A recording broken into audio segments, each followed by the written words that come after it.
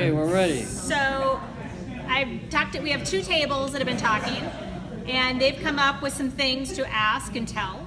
And so what I'm going to have is how many of our representatives we want from each table. They're going to come and stand where I am. Oh, good. That way you can hear and see them, David. Okay? Fantastic. Thank Okay. you. So whoever wants to come up, we'll start from this front table right here. Whoever wants to come up and share the information. Good. And if you want to record anything, I'm not going to right now. To simplify it, you're going to stand right where I was. And you'll be able to see yourself when you come over here. Good. Matt and I are going to tag team. Great. And so you want to speak up loud enough so he can hear you. Okay, can you hear us? Absolutely. Okay. Why don't you lead off? All right, we had a question about, we liked what you said about us being the instrument that helps with the change, and that the focus doesn't have to be on a tool. But how do you balance that with the need for tools in terms of data for the organization? So when they want evaluative data to get into the discussion on, or how do you balance their need for data with your desire or need, your knowledge that we are the tool that helps with that process? Are you asking? Yeah, go ahead. You start and then John. Sorry? How would you answer that? Well, I think that data is important, and you've got to recognize their need for information. But if you keep going down the track, let's say you gave them the Myers-Briggs example, and the group is what INTJs or ESTJs.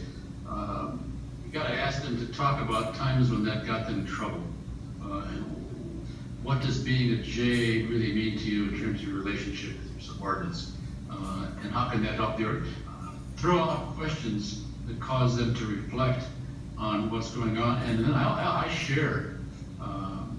would share my Myers-Briggs type, use that example, and talk about how that helped me and hurt me, and how being aware of my preferences maybe clashing with someone else's preferences.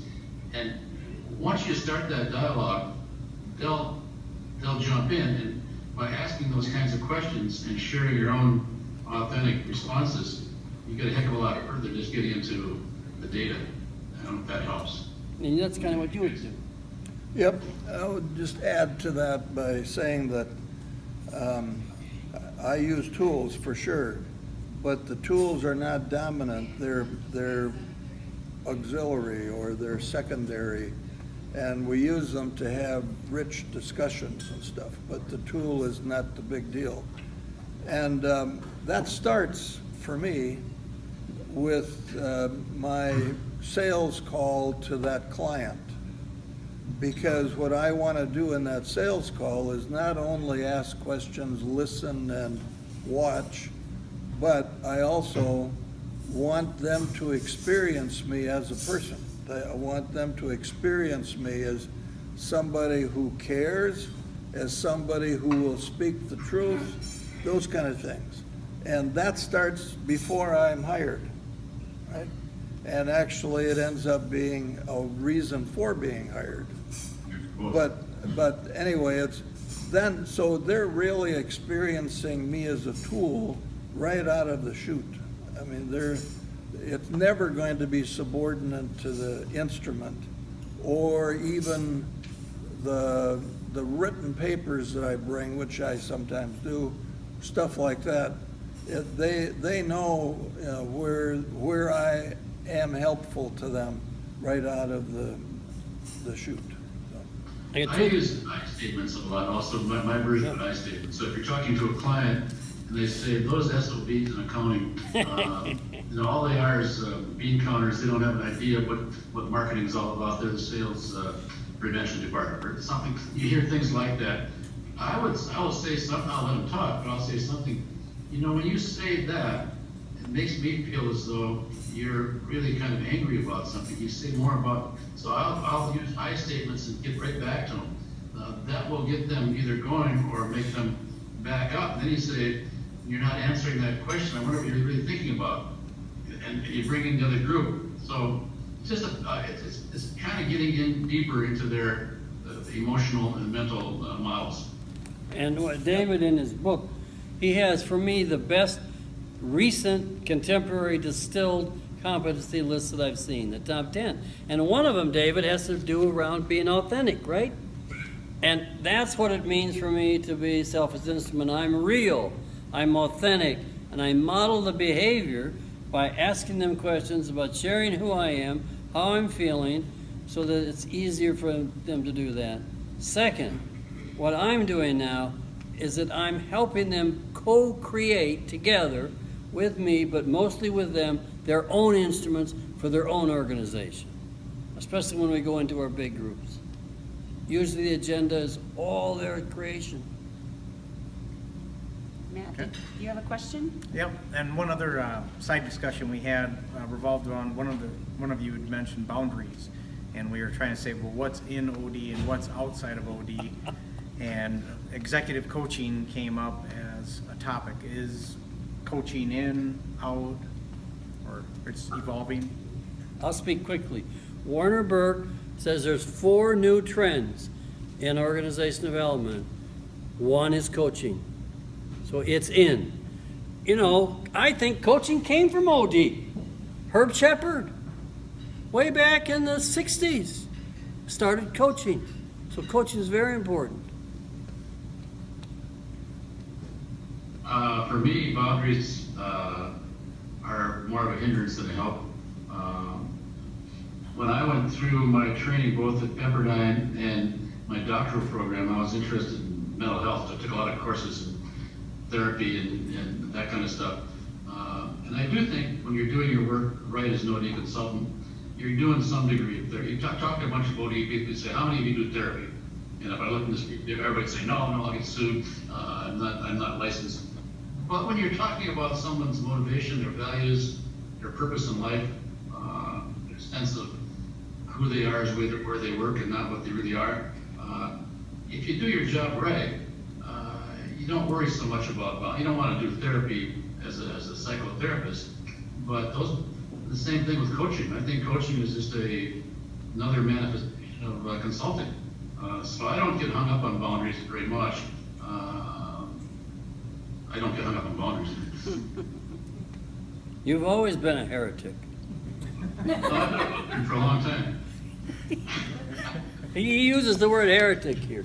You know, one of the key books of our heritage is the guy who wrote, wrote the first popular book, Fifth Discipline, The Age of Heretics. We're all heretics. No one kept a job more than 1 year internally.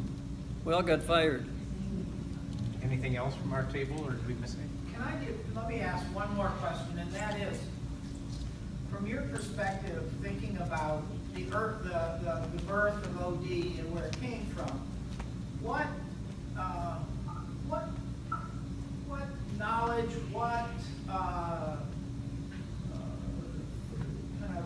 kind of theoretical principles need to continue in OD that have those deep roots that need to continue out? And are there any new emerging Not hearing your question. We'll tell you. emerging things that your people and work that you're seeing that are really kind of dovetailing in these directions? Can you repeat the question for Dave? I think you heard it, Ray, right? Oh, I you didn't can't? hear it. I couldn't hear a thing. Okay, this gentleman is asking, referring to the old days or the beginnings or whatever, and the principles and beliefs and values that were behind the kickoff of OD. What now would be behind what would be the principles now that may be new or different and may just be a repeat of the old ones? Is that a fair statement? Yep. Okay. You hear me? You're going to answer that question, aren't you? No, you're going to answer it. I just ask questions. You kind of talked about that a little bit earlier.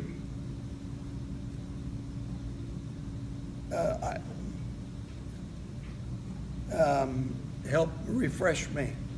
When you were making your initial discussions, you talked about Okay. the values of the field and what might be new and different.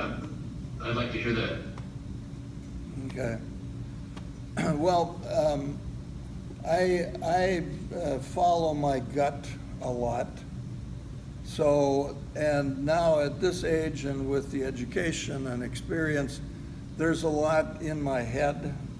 And so it's just kind of there, and it pops up every once in a while, and I ask questions about that from my gut. How does that feel in this setting or with this person? And whether or not I should go in that direction. So that's my answer to your question. There's a lot of stuff that's different, even for me in that. There are things that I bring up or open the door to for the first time that I didn't expect to do. And it made it through my initial screen, and so I went that direction. I do think, answer the question a little differently. In this day and age, there are some things in companies that are quite different from the way things were when we started. And those need to be honored, dealt with, and you see some of it tonight using the electronics and Zoom, et cetera, that we now do a fair amount of work at distance. Well, that's not the same. It's like, pardon this illustration, but it's like talking about making love at a distance, right? It doesn't make any sense, There's nothing about it that is accomplished from a distance. And it has to do a little bit that way with other relationship stuff, which is a big part of what we do. So that's different. That's different from even not too many years ago. And another one has to do with speed. I don't know anybody from fast companies, so I can say this, but the one thing I don't need to do more is get faster, actually. Sometimes, I suppose, if you're doing piecework or something, it's good to be fast at it. But organic change is basically generally slow. And when we're helping people address the kind of things that we're helping them with, split-second work is not where it's at, in my view. Well, how do you do OD at a time when fast and distant are really important? I mean, I don't think there's an easy answer to that, to tell you the truth. And we compensate and we figure out how to do things, new setting and new circumstance, but it's not, there would, in my beginning days, there was nothing ever that was not face-to-face, basically. Well, that's a big difference. Face-to-face, yes. Face-to-face, not very much. So those are huge differences or challenges in my view, and we need to have new theories and philosophical basis to kind of make sense out of that, I think. So before you answer, Dave, let me say two things. One, I think, that's from the past, that is uniquely ours. It's not in change management, and that is the humanistic aspect. That's us. That differentiates us. Number two, I don't have any original ideas. Warner Burke's research says the next big trend that we're going to be dealing with OD is the utilization of big data. How do we integrate that into the system and make sense out of it? David. Well, I'm not quite sure I understand the question, but if you think back into the 60s, people who went into OD were people who were counter-dependent to power. A lot of my friends, back then they wore beads sometimes.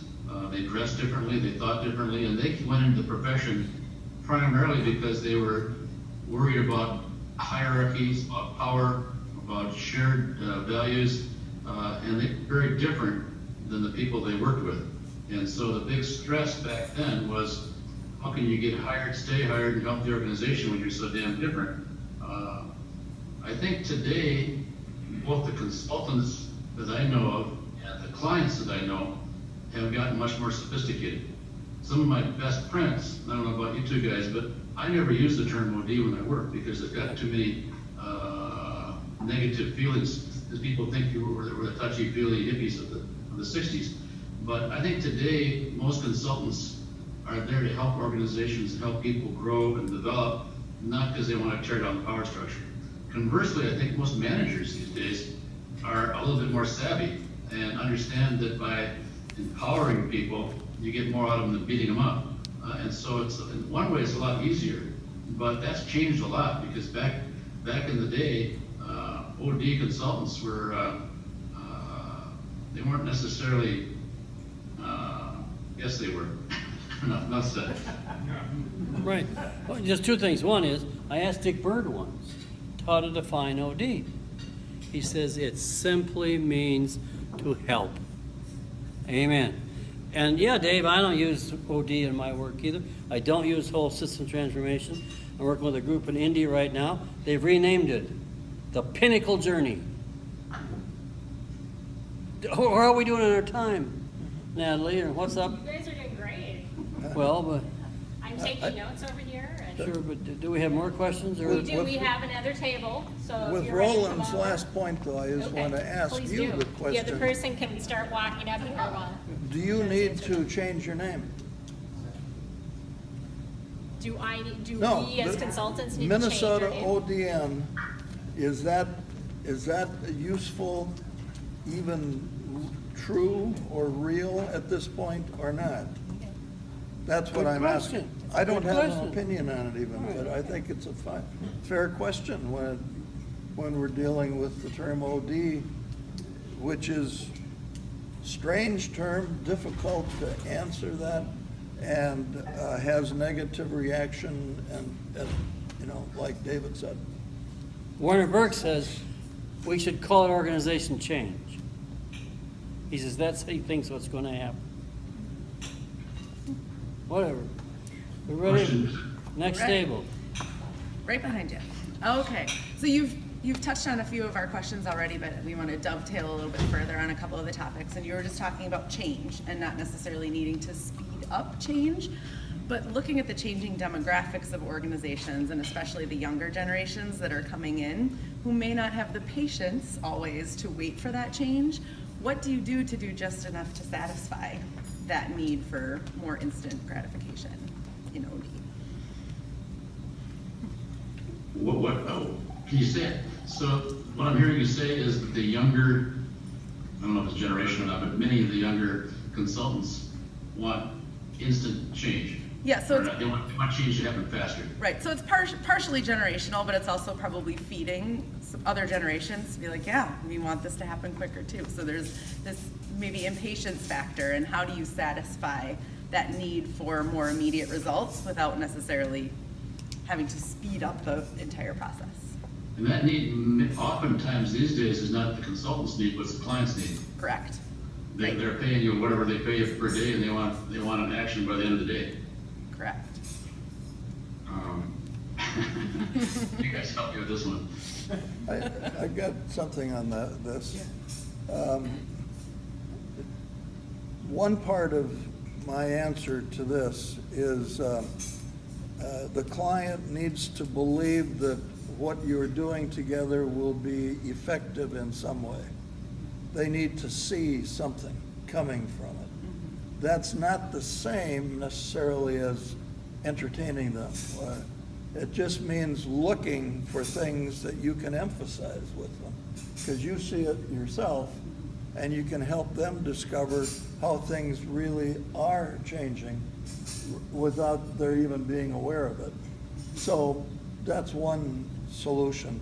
The other is, if I see them getting bored or impatient, I will give them work to do that they can get done in a few minutes or a few hours, or just so that, because I'm not a very quick person, so I need to bend over backwards to come up with quick and dirty stuff Right. for their sake.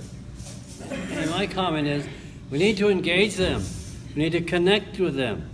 The Vikings this week just hired as their primary consultant a graduate of Minnetonka High School last year. Really? 19 years old. Him and his father. But he was the one who is forward.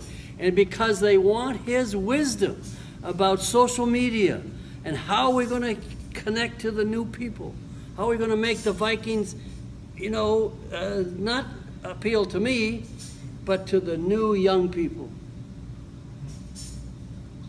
I remember, I think patience is something that you learn at a very young age in this profession, or you don't make it the profession. I've learned a lot from my failures. I think of one failure in particular back in Minnesota, back where you guys are, God's country. The client was Honeywell. Honeywell's still around, I think. I'm not sure. Yes. And Dick Bird, who was one of my mentors also, called me and said, I've got a real problem. I've got a double booked. Can you come in tomorrow and help with this client issue with Honeywell? It's a group of people on a task force and they're having a hard time getting together. Just come in and help them. And that was about the instructions. So the next morning when I showed up, the internal guy said, well, the task force went out and had a few drinks last night and they all resigned. They're going to dissolve the task force. They don't like their mission. Some of them are from some of them from Washington, the Underseas Systems Division. And so I walked in there. I wanted to do something. I was getting paid at that time, I don't know, more than most consultants, because Dick's strategy was you might as well charge your worth. If they don't hire you, then get somebody else. And so after 10 minutes of hearing them flounder, I got up in front of the room and said, look, guys, let's get this act together. You're going to resign. You still got to tell the boss that. What are your thoughts? And suddenly, my need for speed got in the way for their need for deliberation. And after a half an hour, I was literally, I'll never forget this, pulled off the stage. This guy came up and said, come on, we want to talk. Get off, get away. Now that's real failure from a consultant. I went home that night and thought, if I was just kept my damn mouth shut and let them come to their own conclusions and then do some work afterwards, I would have been a lot better off. So my impatience didn't help the client, didn't help me much either, because my self-esteem sunk. Didn't help Dick because he had to recover the client. And so I think one lesson I learned, and if it was imparted to you, is, it takes one woman 9 months to make a baby. You can't have 9 women make it in 1 month. So you got to wait for the time. Another question? Yeah, so you also talked, the last group had questions about self as instrument, and we did as well, so you expanded a little bit on that. But we'd love to hear a little bit more about your description and perception of what self as instrument is today in OD, and then also, along with that, how do you monetize it? Are you paid for it? Monetize the instrument. No, yourself. Oh, As How the do you make instrument. money? How do you make money? Yep. who wants to start? You can. Well, the one that caught my attention was how do you make money? So let me just speak to that.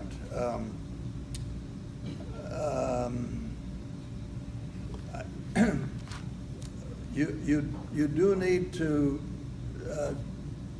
determine where you fit in that system. How much money can you charge? And what makes you think that? So part of this is deciding what you're going to put on yourself as the worth that you are. And you don't just follow somebody else, you think through that yourself. And pricing, in any business, pricing is a key factor. And it is also true in our business. So that's one answer to it. The other is regarding us and the kind of people we often are, we need to feel okay about charging for what we do. Because we're kind of people who think we ought to be helping whether we make money or not, and if we make money, it must be, we may be making it dirty or something like that. So that's the second thing I would say is that, you know, get help from somebody to feel okay about making money at this business if you're gonna be in it. What's a sub-question of the making money one from your table? The making money was a sub-question of how would you describe self as instrument? How do you perceive it today in OD?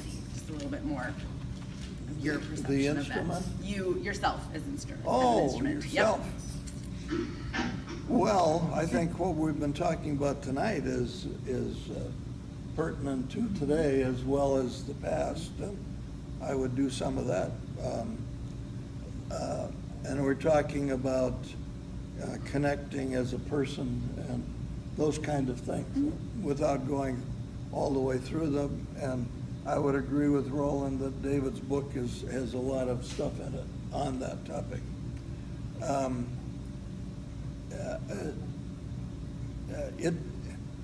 It is not the kind of work that most of us immediately gravitate to.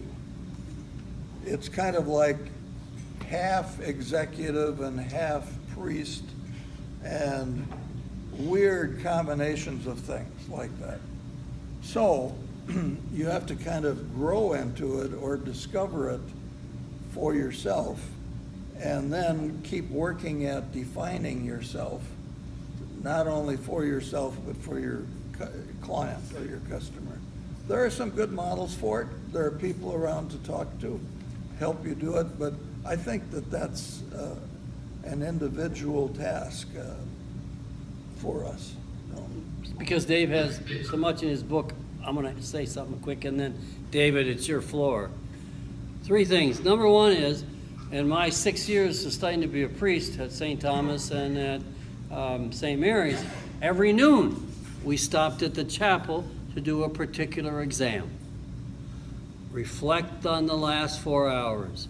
What was your behavior? How are you going to change your behavior to be a more perfect human being? I think that's what OD is about. Self as instrument should motivate us to be as perfect and as happy as we can as individuals. If that happens, and we're learning and we're growing, our organizations will learn with us and will be paid. The other thing is what I try and do now is that every 4 hours when I'm in Asia, I try to stop and I get feedback from people because there's a lot of blind spots, let me tell you. So, David, up to you. Well, I think you've answered the question. I guess what I think is that there's a difference between a management consultant and an OD consultant. And those differences are subtle, but they're real. As an OD consultant, I think they hire you because of who you are, not necessarily what kind of report you're going to write or what your expertise is, or if you're a pair of hands, or they hire you because they trust you, because you're a good listener, because you have the ability to say in words what they're thinking, and because you can pull out of them, and they know that pretty quickly. And so that's usually the opposite of change, because they hire you because, well, oftentimes they hire you because you've worked with their friends with other divisions, because they've seen your work. So they're hiring you in terms of who you are, not necessarily what expertise you bring. So you can charge, I mean, money is, I've never lost a client because of money. The ones I want, and they want me, I can almost charge what I want. I have lost clients because of performance, but that's a different issue. Any more questions? We got it? Are we done? No, I got a question. Oh, good. We're done? No. Now we have the big man. A big guy, yeah. David, I'm an ENFP, and we have the potential to drive each other crazy. So I didn't hear the question. I am an ENFP, and we have. So here's my question. You were talking about failure, and as OD consultants, we're paid to build up an organization, but failure is a key part of learning. What role does letting leaders fail play in our practice? Letting our client leaders fail? Yes. I don't know if I can answer that question directly. I've had clients that have cried, that have talked to me outside the office, that have lost loved ones, that have failed as spouses, that have failed as not necessarily because of my interventions, but because I'm there to listen to them. So I don't know if maybe you guys can answer it better than I can. I don't know if I can answer that question. I think it's important to have an ongoing conversation with your client on what success and failure are for him or her. So I don't need to note something that's a really woozy failure and let him experience it. He's already experienced a bunch of them. And talking about that and coming to grips with that and valuing it even for what it was worth is part of our ongoing discussion. If I hear of something that is about to fail, I'm not going to withhold that from them. I'm going to share that with them. My opinion, at least, about it being something that will fail. But I don't stay away from failure. Failure is a fertile ground, and it happens by itself. I don't need to cause it to happen or let it happen. There were so many failures in OD in the beginning years. There's still the research out there that says that 70% of the efforts fail. I checked that with Warnerberg. He's got the research and some other people. It's true. So I have overcompensated for that. First of all, I only do 2 things. I only do 2 interventions. I don't have hour meetings. I don't do coaching. I do a lab, a 2.5-day lab with the leadership. I do not go into that lab until the CEO, the leader, the design team, myself, all agree we're going to get transformation and it's going to succeed. I was in Africa. I had to reschedule my whole calendar around the world and stay an extra 10 days before we could deal with their incompetence in order not to fail. Number 2, when I go into the big group, same thing. I get consensus. It's the only time I believe in consensus. We're moving too fast to have consensus. Everybody has to agree that it's going to work. So when we're working with the U.S. Department of Agriculture here in Minnesota, we heard on the elevator that a couple of the people weren't ready. We brought them all back, and we went and redesigned the whole thing again until we got it right. Now, my new competency is super intuitional consciousness. Worley threw it out. But my number 1 competency is this: predetermine the consequences of your intervention. I believe you gotta know before you do it whether it's going to succeed or not. And now I'm in a special situation because I don't go into a team building unless I've already spent 10 days with them, gathering the data, working it all. I do not go into the large group until they've done at least 2.5-day labs, until the design team has transformed themselves so they can speak honestly, so they can lead the show. Okay, these are just some of my learnings, my peculiarities. You got another question? I want to just add one thing. I always get to add.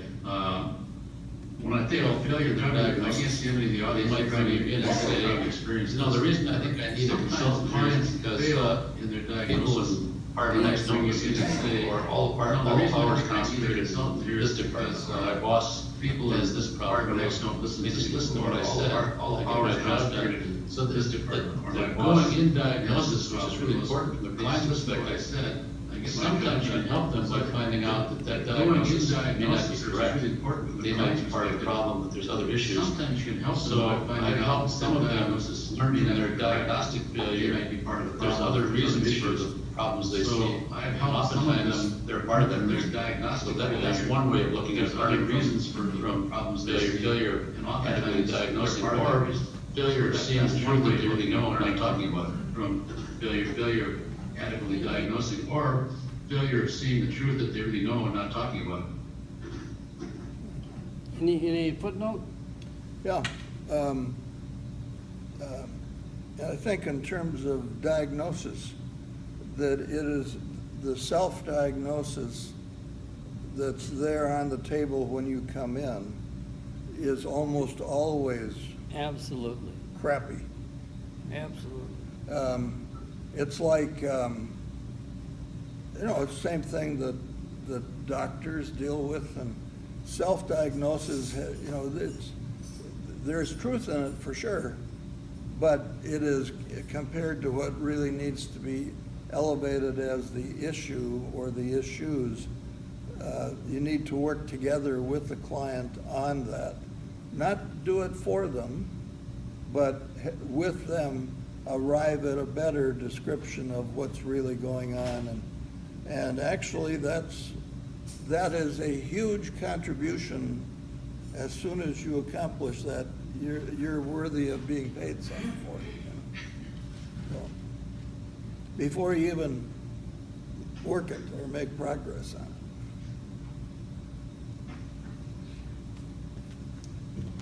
Are there any other questions out there that we haven't answered, you want to get more in-depth information about? Yeah, please feel free. Here comes Ron. I'm Ron. David, you used the word trust earlier. Oh. Out of your past experience, all three of you, would you reflect on the value of trust in creating the professional relationship between client and consultant? Great question. Who wants to start? You can. Well, Dick Bird, he wrote the book under Jack Gibb about the risk-taking in trust or something like this. I use the Jack Gibbs theory of the Tory theory of trust with every client I'm with. It is trust leads to openness. Openness leads to self-realization, which leads to interdependence. The opposite of trust is fear. The bridge that Dr. Bird got from Jack Gibb was risk. The way you get over the fear is take the risk to get the trust. When you've got fear, you have closed behavior. Cover your ass. You have imposition, autocratic. You have dependence on the top. That is key. I think that's what OD is all about, is breaking that paradigm all down. So we know the high trusting environments do better on the stock market than the ones that don't have it. Trust is so important, so key. No, I agree. I think there's a difference between, from my experience, a trusting relationship and collusion. And what I mean by that is that if a client tells you something that is not valid or is so outrageous or you just know is wrong, you can't collude with them and say, yeah, that might be right. You know, you can have a point there. You've got to be honest with them and not collude with them to make a false trust. They have to trust you to be able to tell your truth. A lot of clients, if you all experience this when you're doing diagnostic interviews, for example, say, I'm going to tell you what's really going on here, but don't tell anybody. Or so-and-so is really a jerk, but he's having an affair with her, or she's having an affair with him, but don't tell anybody. for me, immediately, I've got to stop and say, look, I'll be happy not to do that, but we can't discuss that anymore then. Because unless you have an authentic relationship and don't collude with the client, you're not helping them. You may be helping your paycheck, but you're not really doing your job. Footnote, Billy Albin, who may be the senior living OD woman in the world now, just going blind. She's just working with her grandchildren now. She wrote in my book, in the history of OD, in the third edition and the fourth edition, what distinguishes organization development from everything else is that we create a trusting, safe environment for the real truth to come out. And John Weir says, when a system sees itself as it is, it's unhappy and it wants to shift to something new and better. And so trust is so key. And so we got to build, we've got to help, they've got to trust us. We've got to build trust in our work with them so that we can flourish. This was mostly for you, Roland, because you brought it up. Oh, yeah, right. It's something that we She's almost talked here. about earlier. Just go ahead and stand right She's there. a leadership guru. Can you hear me? Yes. Okay, or see me, I mean. Okay, hello. I'm intrigued by the integration of Transcendence in OD Whoa. and why you said that and what it looks like. Well, John, you want to answer that first? No? I didn't hear the question, so you have to. Yes, she wants to know why am I intrigued about Transcendence. Well, first of all, I have been going into trances since 1974 in meditation. And so I've had personal experiences. And I had my first transcendental experiences with Jack Gibb, you know, Dick Breckard's friend. I mean, Jim Clark, Gordon Lippett, you know, David says there's three wise men in his book. One is Kurt Lewin, the other is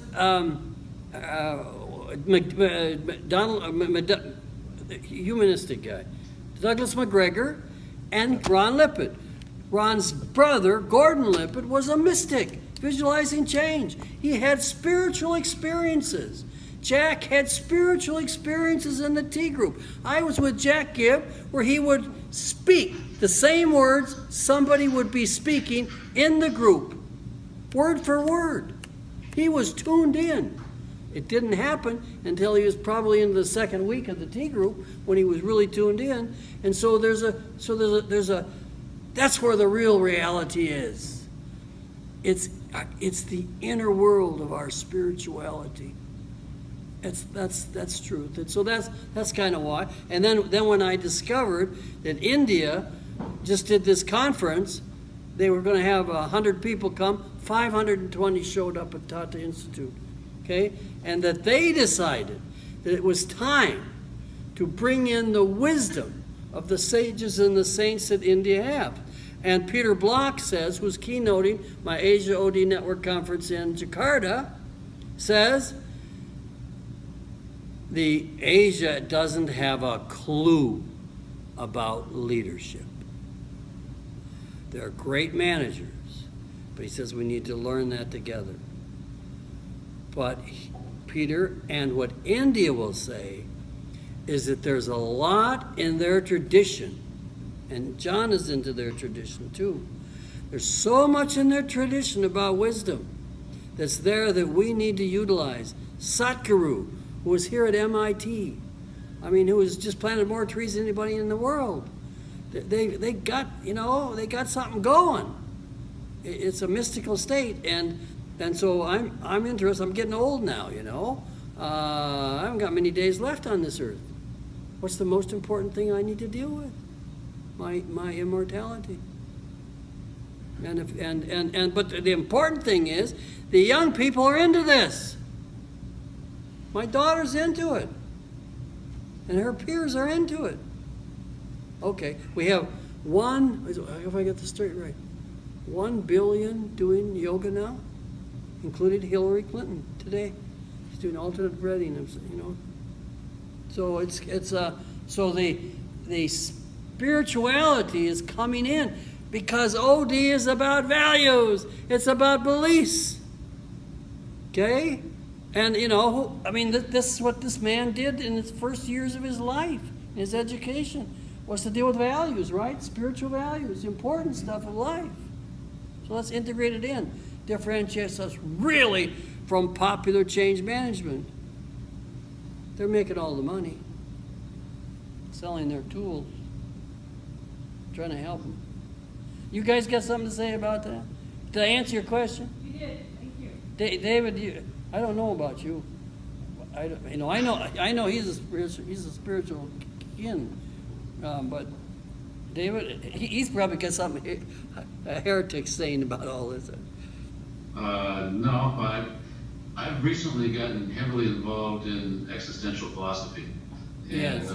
The existentialists kind of believe that life is absurd, that unless we make our own meaning, it's just a useless enterprise. And so I think what we do in OD is make our own meaning. We believe in the values of OD. If you don't make meaning out of life, you're not leading a very good life. Christian philosophers say that that's a leap of faith, that you have to have the faith to believe in Christianity. I think you have to have the faith overall as an OD consultant to believe what you're doing, the values you have, are going to ultimately help humanity. Otherwise, it's just a game. And maybe you make a lot of money doing it. I have a coaching behaviors inventory I'll sell you. But just selling instruments isn't really what it's all about. And I don't know if that's essentialism or what it is, but it's making meaning, making your life meaningful. Deb? Just a quick follow-up, how's the Western world receiving? How is the Western world? How is the Western world receiving The Transcendence? Oh, I think it's very positive. I mean, gosh, there was just 50,000. My daughter just went there. There's 50,000 people in Portland, Oregon, 2 weeks ago. They were all into the spirit. They're just non-drug hippies. Deb, what was that program that we went to last year in Nashville? It wasn't Right. Okay. Mindfulness. mindfulness. Right. I got one story. Pillsbury, General Mills. The woman who was in charge of putting that together. In the process, her parents died. She was filled with stress and anxiety. Yoga saved her. And right now, you can go and do yoga in a meditation room at General Mills 24 hours a day. And the new one, David Rock. What do they have? How many thousands and thousands of people went to his seminar that was streamed online. They've done the research about mindfulness, about what the mind is about thought power, about psychic connections. It's coming.